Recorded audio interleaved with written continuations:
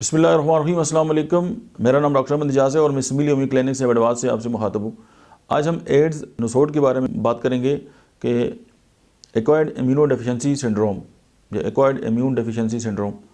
तो ये जो नसोड है होम्योपैथिकली जब इसको बनाया जाता है तो ये कहाँ कहाँ पे काम करता है, ये इसकी जो मेन जो 10 इलामात हैं वो क्या हैं वो हम आपके साथ शेयर करेंगे। एक तो ये कि वीक मेमोरी में आप इसको इस्तेमाल कर सकते हैं।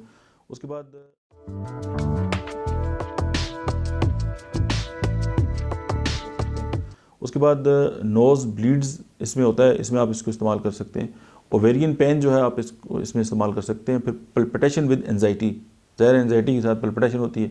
ओके।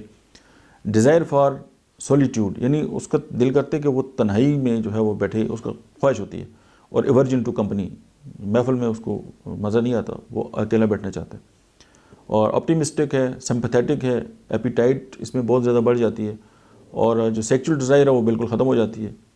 और अनरिफ्रेशिंग स्लीप, हैवी स्लीप और वर्टिगो ऑन राइजिंग, जब वो सो के उठेगा या उठेगा तो उसको जो है वो चक्कर आएंगे। तो ये 10-12 सिम्टम्स थे जो हमने आपके सामने रखे।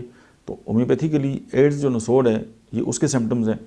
और जब भी कोई दवा इस्तेमाल करें तो अपने डॉक्टर के मशवरे से इस्तेमाल करें और अपने करीब दिन डॉक्टर से जो है वो रुजू करें।